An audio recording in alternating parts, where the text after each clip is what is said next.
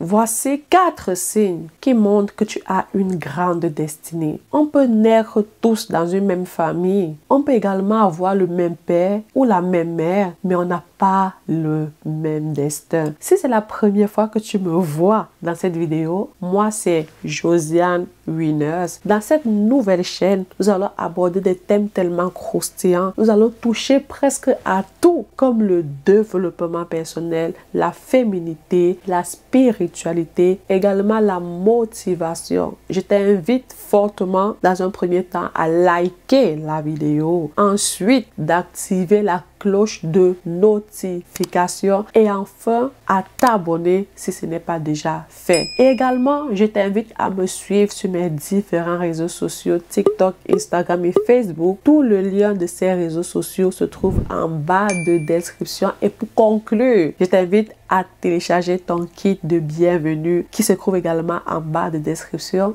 Alors, prends un thé, quelque chose à boire, quelque chose pour noter et installe-toi confortablement. On va commencer au premier signe. Le premier signe qui montre que tu as une grande destinée est l'isolation. Dieu va t'isoler pour te préparer. Dieu va enlever tout ce qui n'est pas bon autour de toi pour te former. Il ne faut pas confondre isolation et rejet. Les personnes ayant une grande destinée ne sont pas rejetées. Si par exemple, dans ton cercle proche, tu as des gens autour de toi qui ne sont pas bons pour toi, qui vont te détourner du plan de Dieu pour ta vie, laisse-moi te dire que Dieu va se charger personnellement de t'isoler. Dieu va éloigner toutes ces personnes autour de toi. Et pendant ce moment d'isolation, c'est un moment pour toi de préparation. C'est pas un moment de pleurer ou bien tu ne comprends pas ta situation. Non. C'est parce que Dieu voit que les gens autour de toi vont plutôt t'abaisser mais ne vont pas t'élever. Et crois-moi,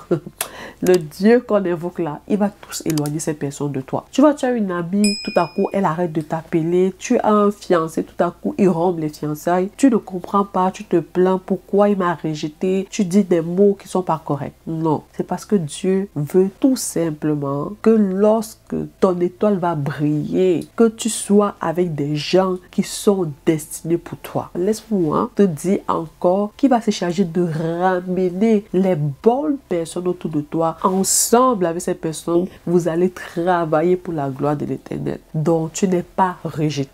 Tu es plutôt isolé. Il faut nuancer les deux thèmes car toi, la choisie de l'Éternel ayant une grande destinée, tu n'es jamais rejeté. Est-ce que c'est clair? Tu n'es jamais rejeté. Mais Dieu veut te former. Dieu veut te donner ce cœur dur là. Ce cœur qui va affronter les obstacles. Alors, on va passer au deuxième signe. Le deuxième signe que nous allons aborder dans cette vidéo est un cœur aidant. Quel genre de cœur tu as? Est-ce que tu es du genre à te soucier de ton prochain? Est-ce que tu es du genre à prendre le problème de ton frère ou de ta soeur comme ton problème? Est-ce que tu es du genre à jeûner, à prier, à intercéder pour les membres de ta communauté? Si tu as ce cœur aidant, ça veut dire que tu as une grande destinée. Il y en a sur cette terre, tellement ils aiment aider qu'ils travaillent dur pour soutenir les membres de leur famille. Il y en a même que le salaire à la fin du mois leur suffise largement, mais à cause qu'il se soucie des gens qui sont en arrière de lui, à cause qu'il se soucie de sa communauté, à cause qu'il se soucie de ses parents, il travaille doublement, durement pour soutenir ceux qui en ont besoin. Il y en a qui jeûnent même, qui prient même,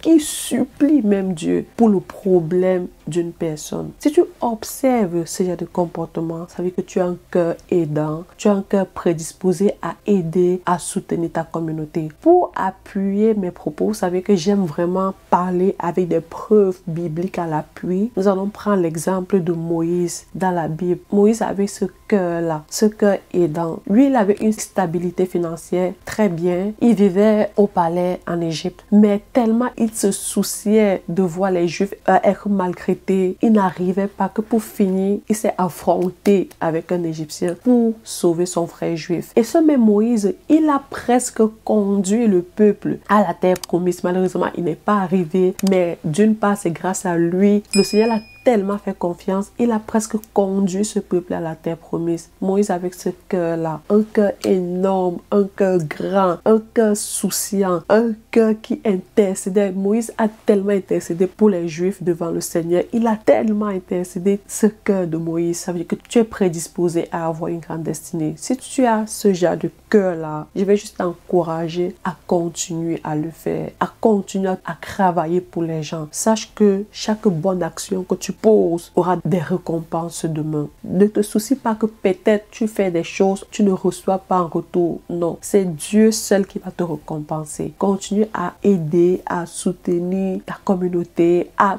travailler même à l'église, à travailler dans ta famille, qu'importe tout ce que tu fais, fais le bien, mais garde ton cœur aidant. Je suis convaincue que tu as une grande destinée et alors je t'encourage toujours à le faire. On va passer au troisième signe. Avant de passer au troisième signe, je t'invite à t'abonner, à liker la vidéo pour que l'algorithme le présente à un maximum de personnes, car cette vidéo doit être entendue et doit être partagée au maximum. Le troisième signe, tu es beaucoup combattu. Spécialement pour ce point, j'ai fait une vidéo spéciale. Je mettrai le lien quelque part là ou à la fin de la vidéo où tu pourras aller écouter cette vidéo sur la chaîne. Quand tu es combattu, ça veut dire que ta destinée est glorieuse. Comme je l'ai dit dans cette vidéo, on ne combat pas ce qui n'est pas bon. On n'attaque pas ce qui n'est pas bien. Ta destinée dérange le monde des ténèbres. Ton aura dérange. Ta lumière dérange. Ne crois pas que tu as un problème parce que tu es attaqué. Ne crois pas que le monde est contre toi. Non,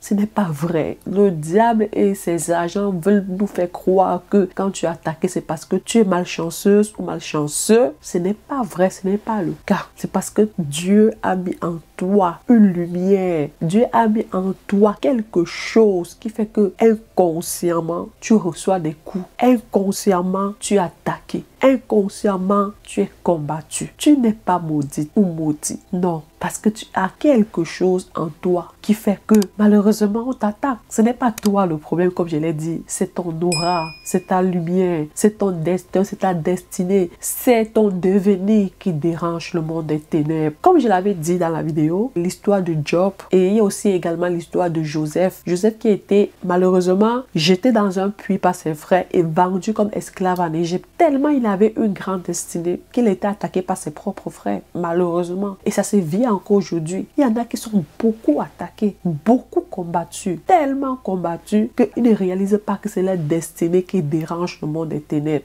Et comme je l'avais dit, relève-toi. Si tu vis cette situation-là, si tu pleurais, arrête de pleurer et relève-toi et utilise les armes efficaces qui vont te permettre de te sortir de là, qui vont te permettre de sortir ta destinée de là. Et si tu ne te lèves pas, personne ne le fera à ta place. Si tu ne te lèves pas pour dire que assez c'est assez, personne ne le fera à ta place. Tu as une grande destinée. Et parfois, le Seigneur laisse faire ses attaques parce qu'il veut te forger. Le Seigneur ne prend pas n'importe qui. Tu vas pleurer, tu es au Seigneur, mais le Seigneur est là. Sache qu'il a mis en toi l'autorité qu'il faut. Il a mis en toi la force qu'il faut pour surmonter tous les obstacles, toutes les adversités qui se tiendront sur ton chemin. Jésus est déjà venu. Jésus a payé le prix. Jésus est mort pour nous. Jésus nous a donné l'autorité. Il nous a légué son autorité. Quand tu observes qu'il y a des situations qui se répètent dans ta vie, tu dois utiliser l'autorité que Jésus t'a donnée pour ordonner à tous les attaques, à quitter, à dégager de ta vie, à dégager de ta vie. Tu dois utiliser la parole, tous les armes efficaces qui est dans la Bible pour le combat spirituel, à te lever et à dire non, tu ne m'attaques pas, tu ne touches pas ma maison, tu ne touches pas mes enfants, tu ne touches pas mes projets, tu ne touches pas mon mariage, tu ne touches pas mes études, tu ne me touches pas. Je ferai une vidéo spéciale sur l'autorité que Jésus nous a déléguée, qui va te permettre que quand tu es face à cela, à combattre, à dire non, on n'attaque pas ce qui est mauvais, on ne convoite pas ce qui n'est pas bon. Alors lève-toi et comprends que tellement ta destinée est glorieuse que le Seigneur veut te forger pour que demain tu sois une bénédiction pour tes frères et tes sœurs. Et que comme Joseph, l'a fait, que c'est toi qui nourris ta famille. Ne pleurniche plus. Relève-toi et utilise l'autorité, utilise les armes que le Seigneur nous a données pour chasser tout étranger dans ta maison, pour chasser tout étranger dans ton mariage, pour chasser tout étranger dans ton couple, pour chasser tout étranger dans la vie de tes enfants. Ce